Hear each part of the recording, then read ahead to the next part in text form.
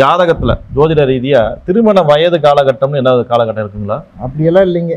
அதெல்லாம் அந்த காலத்துல தான் அந்த குறிப்பிட்ட காலத்து வரைக்கும் திருமண காலம். அப்ப அப்படி பார்த்தோம்னா நம்ம ஒரு 60 வருஷத்துக்கு முன்னாடி எல்லாம் 13 வயசுலயே அது கல்யாணத்தை பண்ணிடுவாங்க. ஆமா. ஏன்னா அந்த கலியுக காலம் அப்படி இருந்தது. ஆனா அதுக்கு பின்னாடி வந்தவங்க 18 வயசு ஆனா திருமண காலம்னாங்க. அதுக்கு பின்னாடி இப்பத்த ஜெனரேஷன்ல 18 வயசு, அதாவது 21 வயசுக்கு மேல திருமணம்னாங்க.